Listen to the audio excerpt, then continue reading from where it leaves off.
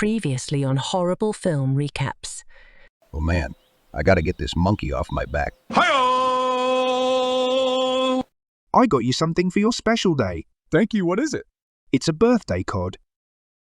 And now on to our feature presentation. The name of this movie is Young Guns, starring in alphabetical order with Mighty Duck, Topper 2, Richie Valens, and Chewbacca the vampire, and the rest, Mighty Duck bunks, with the cattle. But he's heard it's a better life with people. Richie shows off his new guitar pick. Having lost his powers in Superman 2, General Zod now lives off the fat of the land. The gang pose for an Eagles album cover. Vampire wants in. Wilbur rejects the notion of a roommate cause Mighty Duck will make it look like a sty. Thank God. The knives didn't hit any of the post's vital organs. Duck reads about a new superhero in town and a stereo sale. Zod fears it might be Superman, come to finish the job. Duck lets Wilbur know the rules of roomies, but then chickens out and cowers before his new roommate, Overlord. Lex Luthor, in disguise, believe it or not, shows up, comes to warn Zod that Superman's coming for him. Duck better worry about the big bad wolf coming to his room. Here comes the door-to-door sack salesman. As the local school bus goes by, Benji realizes he's a dog and don't need no book learning. Duck challenges his reflection to a twirl off and loses. This bucket knows what it did, and precautions are taken from it coming back as a zombie. Weird Al and his band play the local hoedown. Marty and the Doc are off to the side throwing pie pans at each other.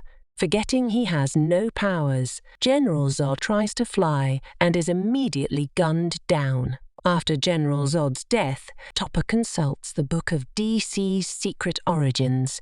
Finding out about Superman, John Byrne swears them all in as the new Zod Squad. They find the secret hideout of the Superman fan club, hoping Supes is here. Duck doesn't know what Superman looks like, but if his bullet bounces off the guy, then it's not him. He revokes his fan club membership card. The Zod Squad hang out at the mediocre Wall of China. Dirty Bill is called that because of his potty mouth. The Zod Squad hunt down fan club members for info on Superman's whereabouts. This man is doing the Deathstroke. The vampire reads an article written by Clark Kent about the losers of the Zod Squad. They all share a cup full of lizard squishins. Now available in Kevin Costner mutant urine flavor. Topper passes.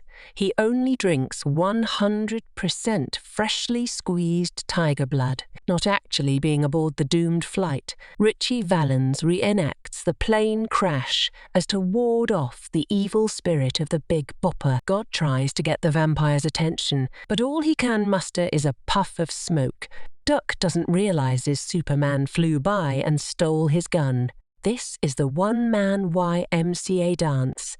Perry White, owner of the Daily Planet newspaper, shot and killed that coat with his bare hands, comes to tell the Zod Squad that Clark Kent didn't write that article, and he only wants articles about Spider-Man.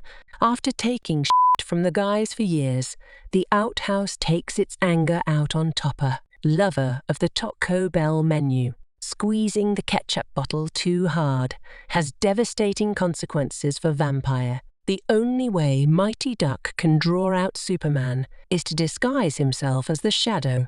The wind has blown most of his hair away. This guy wants to read the comic strip Kathy. Cause he can relate, Lois Lane is doing an undercover story, but finds this guy is as pathetic in bed like Superman. Clark Kent. Seeing the man at the bar, Mighty Duck thinks it's Superman in disguise. To test his theory, they attempt to exchange bullets, but this is really Michael Bolton in disguise, so no big loss.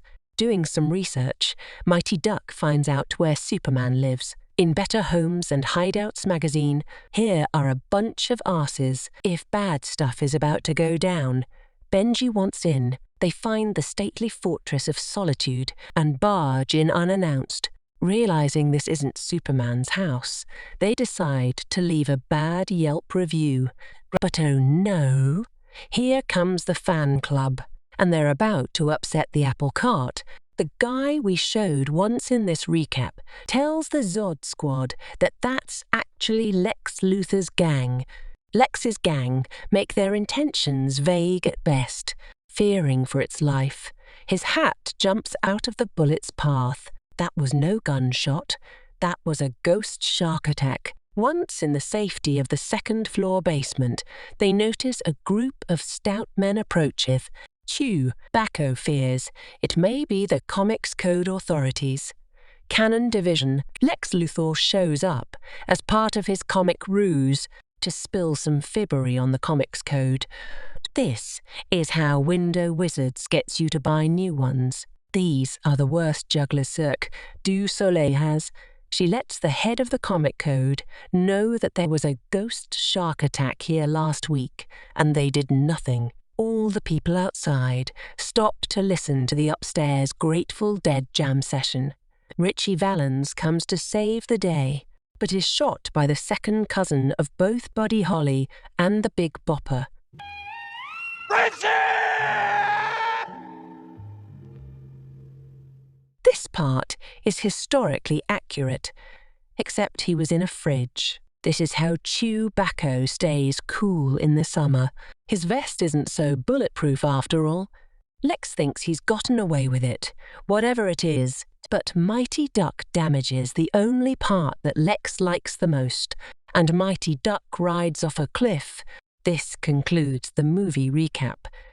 This is all historically accurate. Believe it or not.